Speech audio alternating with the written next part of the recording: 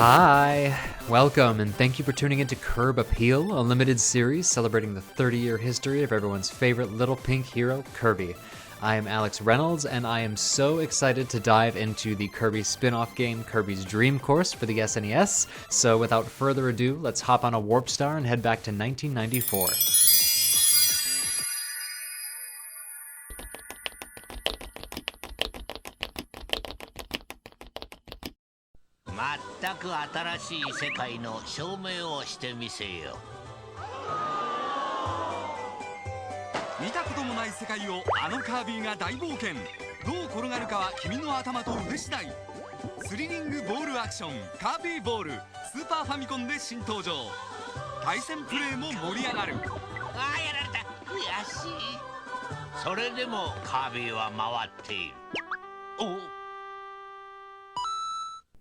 Kirby's Dream Course was released in Japan on September 21st, 1994, and in North America on February 1st, 1995. We'll talk more about 1995 later, but for now we're going to focus on 1994. On February 1st, we got the first ever picture of Pluto from the Hubble telescope. Space! On February 12th, two men broke into the National Gallery in Oslo and stole its version of Edvard Munch's The Scream, leaving a note behind that said, "Thanks for the poor security." They were apprehended and the painting recovered just a few months later. And it would have been mine if it hadn't been for those meddling kids. On March 12th, the Lochness Monster's famous surgeon's photo from 1934 is finally debunked. The object in the photo was actually a toy submarine outfitted with a serpent's head. This was revealed when Christian Sperling, before his death at the age of 90, finally confessed to his involvement in a plot involving Dr. Marmaduke Wetherell and Colonel Robert Kenneth Wilson to create the monster as well as phony footprints using a hippo's foot umbrella stand. And I would have made millions if it hadn't been for you meddling kids. In February, the Winter Olympic Games began in Norway, and that was a perfectly normal time for everybody. I'm kidding. That was the year that Tanya Harding's ex-husband planned an assault on rival figure skater Nancy Kerrigan, who was bludgeoned in the leg with a police baton by Shane Stant. She recovered quickly, and after being granted an honorary spot on the Olympic team, ultimately ended up winning the silver medal in the ladies' single skating event. And I'd have gotten away with it, too. If it wasn't for these blasted kids and their dog. In music, topping the charts in 1994 was Ace of Base's The Sign, All for One's I Swear,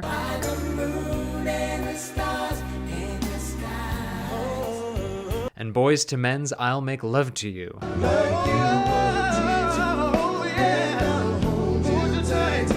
That was a sexy year for music. Not so much for movies, with Schindler's List winning Best Picture at the Oscars in 1994. You were making out during Schindler's List? Other movies topping the box office in 1994 were True Lies, Forrest Gump, and the Jim Carrey hat trick of Ace Ventura, Alrighty then. The Mask, Smokin'! and Dumb and Dumber. On television, Frasier and NYPD Blue swept the Emmy Awards in 1994, while top spots in the ratings went to Seinfeld, ER, and Home Improvement. Nintendo had declared 1994 the year of the cartridge, and rightly so, because that year saw Donkey Kong Country, Earthbound, Final Fantasy VI, Sonic and Knuckles, Tekken, Cruisin' USA, and more. Donkey Kong Country is the one that won the top spot at the Game of the Year Awards, as well as the top grossing sales in the US, just being barely eked out by Final Fantasy VI in Japan. In other video game industry news, the congressional hearings on video games that started back in 1993 led to the founding of the Interactive Digital Software Association, which ended up giving rise to the Entertainment Software Ratings Board, or the ESRB, in order to help self-regulate mature content in video games and give us all the video game ratings that you and I know and love today. Rated M for mature. In 1994, even though its official release was still 2 years away, Nintendo unveiled its first look at its revolutionary Project Reality console, which it was now calling the Ultra 64. Who's that Pokemon? It's Pikachu! It's Clefairy! Quietly, humbly, behind all of these titans in the year of the cartridge, Kirby's Dream Course was released.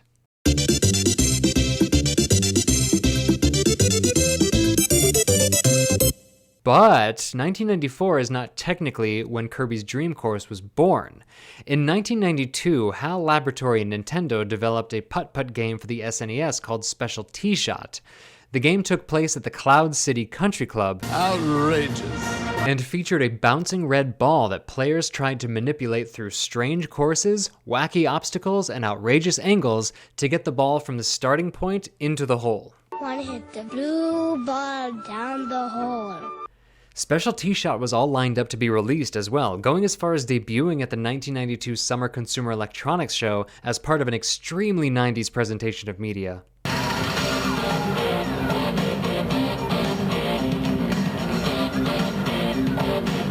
But following the success of Kirby's Dream Land, HAL Laboratory and Nintendo started to rethink their upcoming releases, one of those conversations inevitably leading to Kirby's Adventure on NES, more on that history in my Kirby's Adventure video, and Special T-Shot was shelved in favor of more Kirby content. Right around the same time that Kirby's Pinball Land, the other Kirby spin-off, was released, the video game publication started seeing whispers of Kirby's T-Shot. Reactions were positive from that, so they eventually retooled Special T-Shot to include Kirby instead of a shiny red ball. Now, while the courses themselves remained relatively unchanged from the wacky obstacles and outrageous angles of Special T-Shot, most of the obstacles had to be retooled to look like Kirby characters such as Kaboo or Wispy Woods, and while Hirokazu Ando developed the music for this game, there were virtually no repeats from Kirby's Adventure or Kirby's Dream Land that I could hear anyway. Apart from that, Masahiro Sakurai and HAL Laboratory knew that this was going to be Kirby's 16-bit debut, and so they went all in on incorporating Kirby's copy abilities into this simple putt-putt game, as well as building a whole story and conflict with King Ddd into the game, essentially making Kirby's Dream Course a direct follow-up to Kirby's Adventure in terms of lore and story. As the instruction booklet reads, "Once upon a time, on a little star, there was a small, peaceful country called Dreamland. The Dream Spring incident was over, and the inhabitants of Dreamland returned to their normal, peaceful lives. Every day, they would eat delicious meals and take wonderful afternoon naps. There was no need to worry about anything since everything was so peaceful. At night, everyone slept soundly as thousands of stars lit the sky and quietly stood watch over Dreamland. The stars, known for their beauty, became the pride and joy of everyone in Dreamland. One night, the inhabitants said to one another, 'Let's gaze at the starlit sky and have wonderful dreams tonight.' However, when they gazed up into the sky, they noticed something was different. The sky was black. There wasn't a single star in sight. The next morning, they were very worried. Everyone became upset and asked each other, 'What happened to the stars? Will we ever see them again?' Then someone said, 'Don't worry, surely the sky will be full of stars again.' However, the stars did not return that night, or the night after. Everyone in Dreamland became very sad. How many nights have passed since they last saw the beautiful starlit sky? Every night, all they saw was the pitch-black sky and no stars. Everyone was in a state of shock. They were so worried that they gradually stopped eating their delicious meals and no longer enjoyed having dreams. Their spirits were sinking fast. Eventually, laughter ceased in Dreamland and everyone stopped smiling. Another dark, gloomy night loomed over Dreamland. All sorts of rumors had been spreading, and everyone was saying, 'It looks like King Ddd is behind this. I bet he's hogging all those beautiful stars for himself.' Could it be that King Ddd is indeed responsible for the missing stars? If it's true, there's only one hero that can save the stars. Yes, that young hero is Kirby. He comes in with the spring breeze and saves Dreamland in times of crisis. Kirby sets out for his long adventure to punish King Ddd once again and take back the stolen stars. Kirby heads for King Dd's floating castle. The king has set up many traps in his castle. His servants each have a star, and they wait for Kirby's arrival at the castle. This adventure is full of new and amazing challenges. Good luck, Kirby." Holy smokes, do I love the language in this story. How many nights have passed since they last saw the beautiful starlit sky? Eventually, laughter ceased in Dreamland and everyone stopped smiling. Kirby comes in with the spring breeze and saves Dreamland in times of crisis. This is putt-putt. You didn't need to go this hard. And just like in Kirby's Adventures, no one actually listens to King Dd's side of the story before they decide to spread rumors and sick Kirby on him. I mean, in this case, it was King Dd's fault. He did steal stars and he is the bad guy, but that doesn't excuse profiling. Before confronting DDD, however, there are quite a few Dreamlanders populating Kirby's Dream Course that he has to get through first, and that leads us to this episode's minor troublemaker roll call. We have Broom Hatter, Bronto Burt, Chili, Flamer, Flapper, Gaspar, Gordo, Kaboo, Kracko, Mr. P. Umpkin, Rocky, Sparky, Squishy, Starman, Togezo, Transformer, And just what does your doohickey do? Twister, UFO, Waddle Dee, Waddle Doo, Wheelie, and Wispy Woods. Not as many troublemakers this time around, but each of their roles are expanded as obstacles and opportunities on all of the 8 courses, case in point being the normally heavy hitters Kracko and Wispy Woods being demoted to minor troublemakers in Kirby's Dream Course. However, they do appear in multiple courses, and more often than not, there are multiples of them on those courses. Look, it's Kracko! There is only one boss, and that is Robo Ddd, piloted by King Ddd, who is throwing Chibi Ddd's... Oh my god. Robo Ddd, who is piloted by King Ddd as he throws Chibi Ddd's at Kirby. Much in the same vein as Kirby's Pinball Land, your goal is to fire Kirby like a cannonball into Ddd for as many times as it takes for him to explode. It is by far the simplest execution of the game mechanics in the entire Kirby's Dream Course. The rest of the courses, 8 total, get a lot more involved. Not only is this Kirby's first venture into 16-bit entertainment, but as excited as I am about Kirby and the Forgotten Land, so excited in fact that I made a limited series about Kirby, this game is actually Kirby's first venture into the Z-axis and all of the physics that allows. In Japan, the game was called Kirby's Bowl, which was accurate because so much of the game revolves around getting the Kirby ball to hit every single enemy on the course before the goal hole reveals itself. Most enemies are able to be destroyed in that way, but there are some enemies and obstacles like Wispy Woods, Kracko and his lightning, water, sand, and of course Gordos that can't be destroyed by the Kirby ball alone, and in fact result in the loss of a health container in the form of a Maxim Tomato if they are hit by the Kirby ball. You can get a Maxim Tomato back by striking down more enemies or getting the Kirby ball into the hole. Bullet one. As for controlling the Kirby ball, basically imagine any way that you can control a physical sphere in space, and Kirby's Dream Course incorporates that into the gameplay. It's wild. There are 12 separate pages in the instruction manual devoted to how to control the Kirby ball. I mean, we're talking force, distance, rolling, flying, top spin, front spin, back spin, horizontal spin, slow spin, angling, front rotation, back rotation, boosting, and bouncing. My favorite.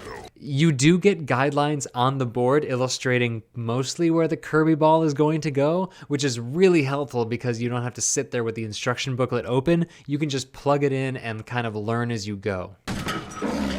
I think I'm getting the hang of this. This game also incorporates Kirby's copy abilities, with each one being important to getting a hole-in-one from course to course, and sometimes being important to getting the ball in the hole at all.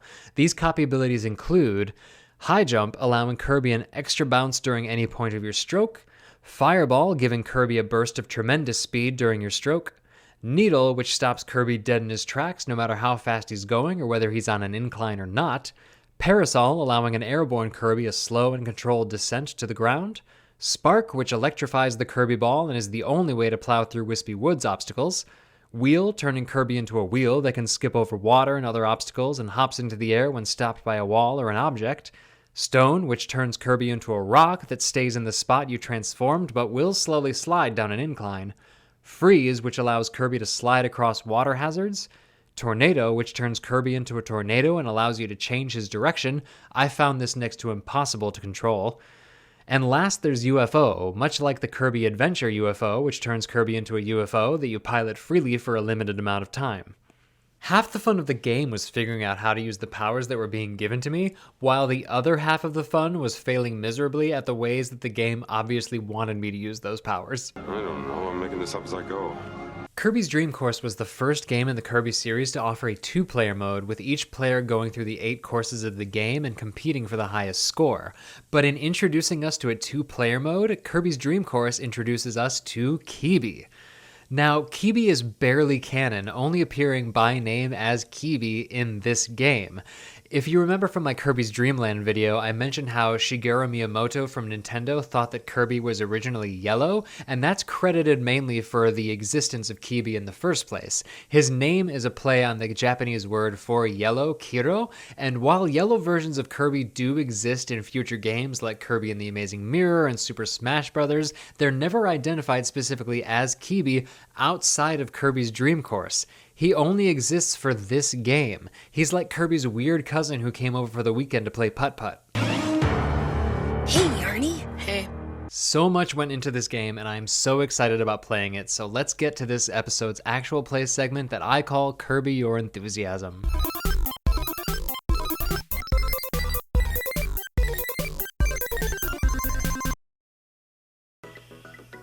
Alright, this is gonna be an artist's interpretation of my name. Alright, there we go. Oh man, it's like that picture of the horse where it's like really beautiful up front and then as you go, it just completely falls apart.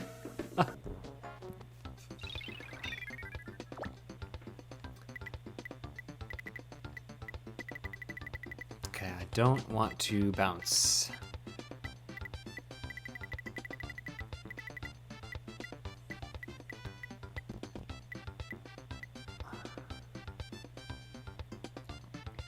I got a good feeling about this. Bang. Oh, almost. Should have gotten them, but I didn't. All right, I think 2 is good. I feel good about 2. Okay. Now hop in that hole. No, wrong way. Go back.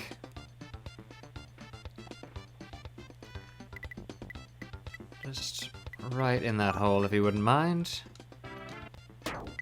Either on the first go through or roll in there. I'm not as good at these Super Nintendo physics as I would like to be.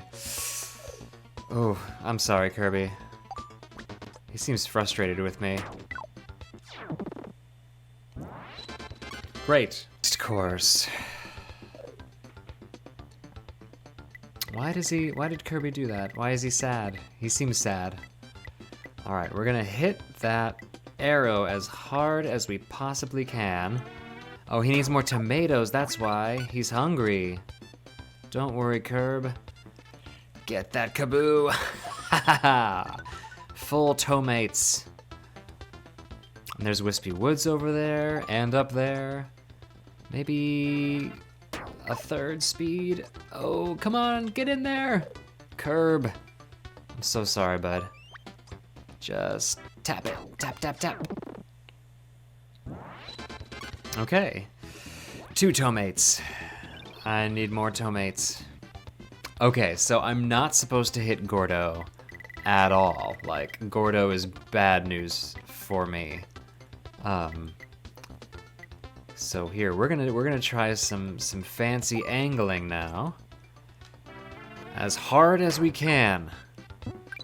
Boom. Oh, that's perfect. If I can make it all the way in there. Oh, almost. Ooh, yikes. That was close.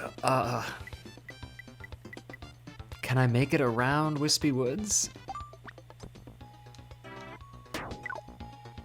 Oh, too timid. I was too timid.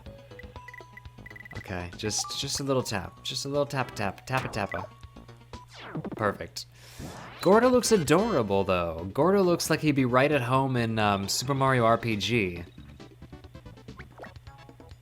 All right, let us put on the bouncy. And we're gonna put just a little bit of a backspin on it. Oh, perfect. I am getting the hang of this. Wonderful. I don't think that I can go in the water. I think that water is bad. Ooh, okay, here we go. This is what they call a trick shot. Oh, am I dead? Oh no, I'm not dead yet.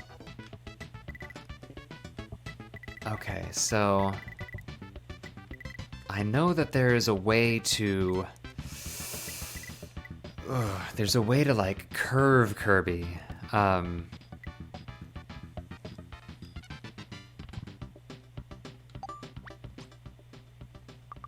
Okay, that's how you curve Kirby. Let's try it. I just want to see what it looks like. I think I curved the wrong way.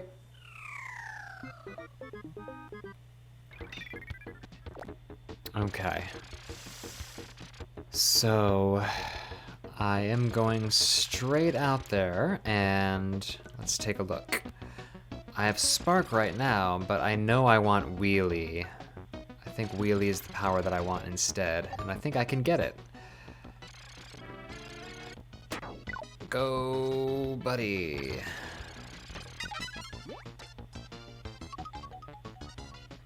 Okay, and now... as hard as we can.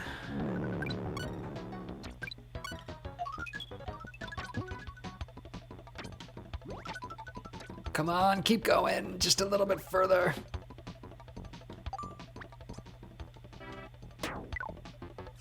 Okay, that was still a good hole. 3-shot hole is not bad.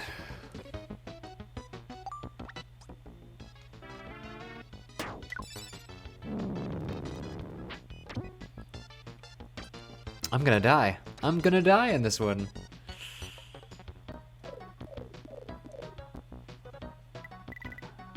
Alright, Kirby's gotta make a leap.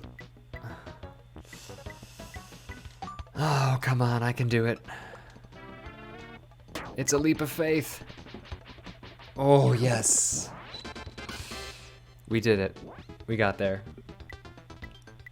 Okay, just enough to go into the hole, please. Just a little bit. Oh, man. No! I was right there. Oh, bummer.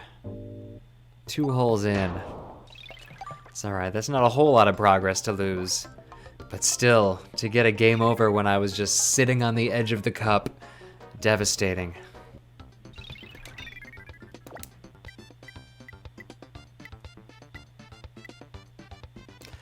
Alright. Let's just hit it as hard as we can, and maybe we'll get lucky in a way that nobody can predict.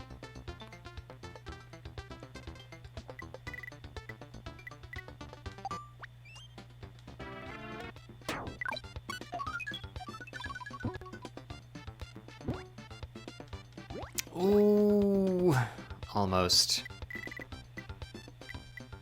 All right, just a little bit. Ah, God. My putt game is not as strong as I would like it to be. At all. Just getting your home. Got it that time. And I mean, 2 tomatoes are not bad going into the next hole. Hole 6. Now, here's where it's getting scary. 'Cause I don't want to die. I don't want to die at this point. I don't want to die. All right, so I think if I just hit myself as hard as I can back this way.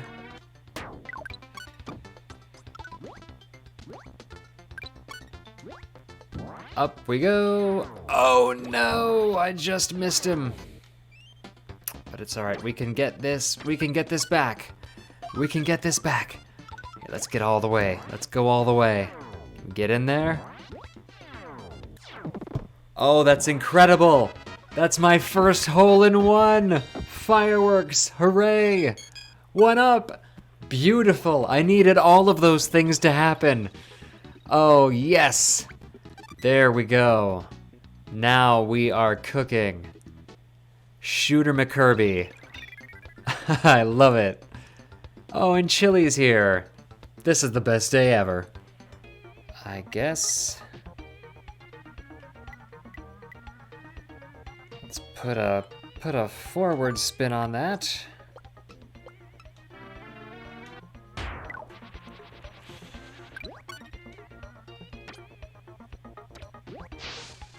Oh!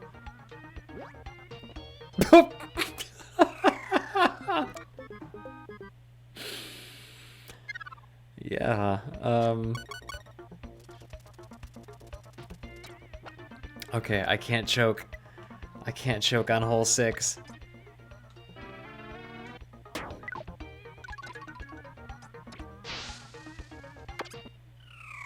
I choked on hole 6. I think we just kind of have to just go for it. Jump over the tree. Hit this guy. Hit this guy. Okay.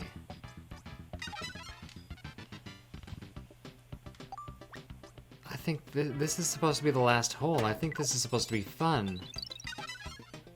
Oh. That's about right.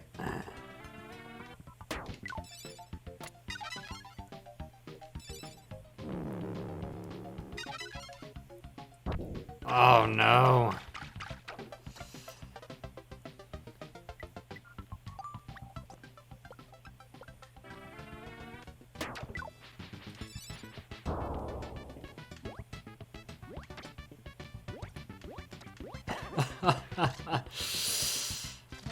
Okay, yeah, let's do it that way instead. Oh my god. I mean, I think this was supposed to be like a good job you did it, like hole in one, but I'm just gonna do it the roundabout way instead. And just try to get all these powers. No, don't warp again! Ah, you fool. Okay, jump over the wispy woods. Go. Alright, let's go over the warp and hit some trobopolines. Or don't hit any. Okay, so I think what needs to happen here is I get this UFO and then just drive it behind me. This has to happen in quick succession if I'm gonna pull this off. Oh, nope. Didn't do it. For sure didn't. Okay, it's alright. How am I doing in terms of health? I think I'm okay. Alright, I just have to get that UFO and then I've done it. Alright, launch, buddy, launch, hit that UFO. And let's turn into a UFO. No! What have I done? Oh, okay. I think this is good enough. This is fine. Alright, boing, boing, boing, boing. Don't warp, don't warp. Oh dear, okay. I'm all the way back here now. This is so fun. Oh boy.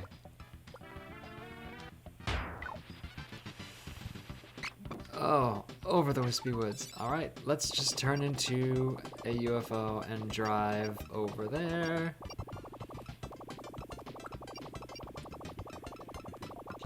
Oh, don't make me warp. Okay, this is fine. This is all fine.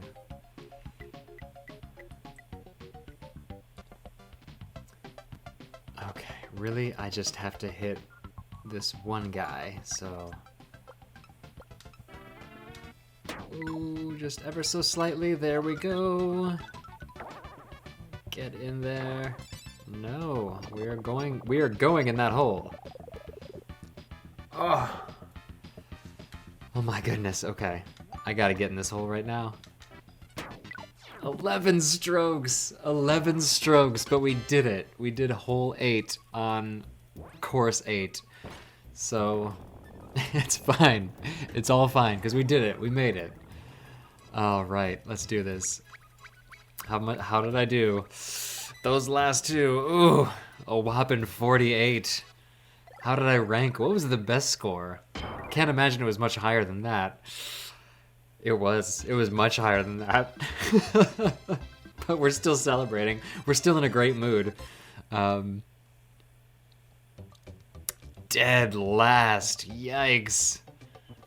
Okay, well, Only one place to go now. And that is to not Bowser or Eggman, but Ddd in his own flying thing. Alright, so this one I think is different, because I just have to launch myself at him. Alright. Hit me, Robo Boy. Back. Back. Back. Back. Oof. Do I, oh no, okay, good, good. Back. Ooh, back. Boom. Exploded. The easiest course in the game, for sure. And, of course, King Ddd. I should have known it was you inside the Ddd robot throwing chibi DDDs. Wow! What a display. Hope he's okay. Great. Then that's the end. That was Kirby's Dream Course, and what a dream it was. Reviewers in 1994 praised Kirby's Dream Course for being not only a welcome addition to the burgeoning Kirby franchise, but also for adding something new and fun and challenging to the world of virtual mini-golf games. Several publications praised the game's graphics and its sense of humor, with the biggest criticisms coming from the game's controls and the unpredictability of the path of the ball. Average reviews from both then and now hold the game at about a 77%. I'm going to go ahead and give the game a solid 90%, so take that. Its controls do take some getting used to, and it is sometimes near impossible to get a hole in 1 or a hole in 5, and I do take issue with how many times Kirby's round little body ended up right on the edge of the cup, and gravity should have just tilted him in there, but instead I had to take a humiliating extra stroke on the course. All of that being said, though, I loved this game. I love this game. For everything from the music, the graphics, the character design, the aesthetics of the course, the meticulous and precise way that you can navigate the Kirby ball around. It's just wonderful. I played through this game 3 separate times to do the actual play segment, and I'm excited to play through it again when I'm not obligated to. It just added so much in terms of new music, the Z-axis navigating Kirby's physics, and a new character who is only going to get one opportunity to get this award, so the MVP, Most Valuable Poyo for Kirby's Dream Course, goes to Kirby. I love you, buddy, and I hope that you folks at home, whenever you see a yellow Kirby, will give an extra thought to this weird pseudo addition to the Kirby's Dream Land family.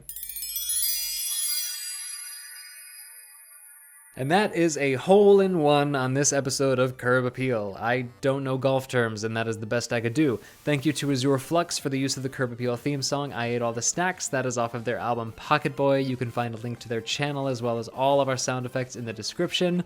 And thank you for tuning in. Our next episode is going to be another Kirby spin-off called Kirby's Avalanche, and that should be released in about a week's time. I don't want to be known on the internet, but your best chance to get that in front of your eyeballs as soon as it comes out is to like and subscribe.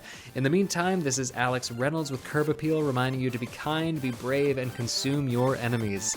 Take care.